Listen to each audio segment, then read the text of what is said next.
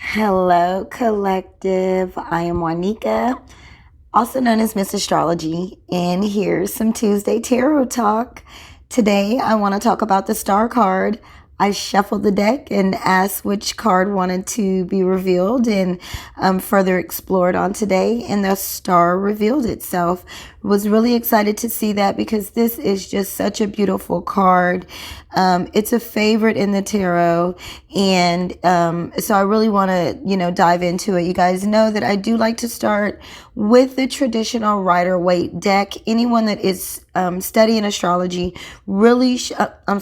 studying the tarot really does need to begin by studying from the Rider-Waite deck. Now, anyone that knows me knows that I also use the Modern Witch Tarot deck, which these two have so much in common that I'll just go ahead and leave them both up here.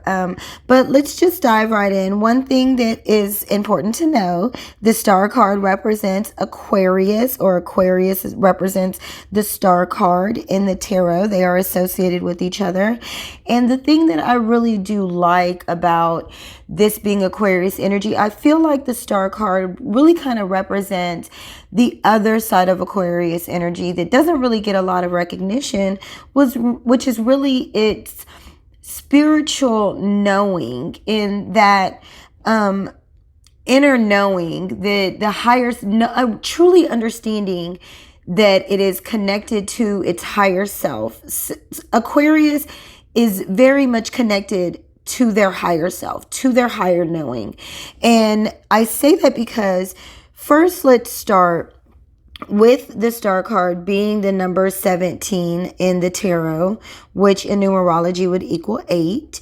8, really being that infinity symbol, and really being about the balance between the material and the spiritual realm and the material plane, and also really knowing how to balance it. It's that infinite, the infinity symbol, the number 8. And that is really what shows up not only in the balancing of what is going on here, which I'll explain more in just a second, but also in the 8 stars that are represented here. And one of them really being like the main star, the brightest star, that truly is, these stars are just so bright in the nighttime here, and they truly are really pouring into and creating this reflection, this ability to look within and to see her higher self. And she's here just in her true full form, just nude, right? Under the night sky. This is so natural. This is so raw. This is so getting in touch with your true self. She's gazing at herself in this puddle of water here. And in that gazing, it's like she's pouring back into herself as well as into the material plane, this earthly realm, this place where our physical is. And she's doing it by being in touch with her higher self, which is really being poured onto her from the higher spiritual realm. I really, really do love this card. And that is one thing about Aquarius, right? Aquarius is true to themselves. They really are. But the thing that it is about understanding where their truth comes from, which is the Aquarius's key word of I know. They are very wise. They know some things. The things that they know come from this pouring down of this 8, this infinite cosmic knowledge, this knowing that Aquarius has. I really do love this. I love the bird. This represents freedom and taking flight. The tree is grounded. This tree here is connected, fully connected.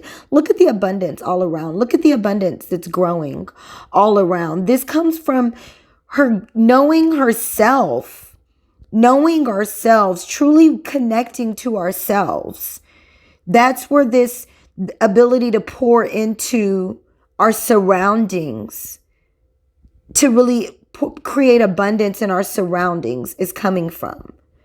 I love this card. The 8 representing the infinity symbols. This really representing the foot in the water. And the water itself in the tarot is always representing a spiritual realm, a spiritual world. Land always representing like that steady foundation of the material world. The mountains in the background. You got to pay attention to mountains. In this modern witch deck, I love it because it's actually buildings. We don't see a lot of mountains, I guess, depending on where you are. But the mountains always represent really what you've overcome to get you to these higher realms. And what you really have learned in your journey, like kind of what's in your distance, your past, if you will. I really do like this card. When it shows up in a deck, in a spread for you, this really is encouraging you to go within, to tap within your higher self, to really reflect on yourself. What's a great way to reflect on yourself? Meditation, meditating, really just zoning in, seeing your higher self, calling upon that, seeing the spirit that you are that's represented within these stars.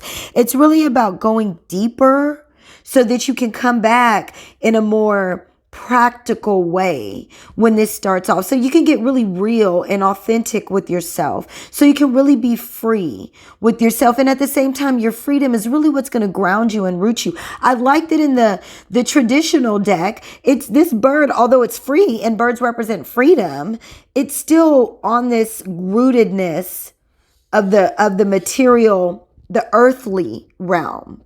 So you're free, but you know, when this shows up, that you're still of this world. You're not in this world, but you're of this world, right? And I think this, when this card shows up for you, it really does ask you to tap into the divine energy, to slow down, reflect, to go within, to receive guidance from above, from heaven, through meditation, through prayer, through mantras, through those kind of things.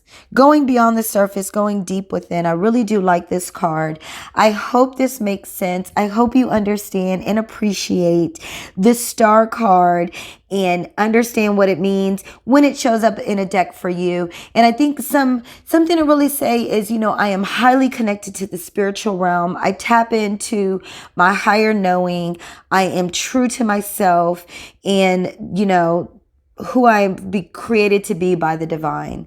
So I hope this helps. And until next time, peace.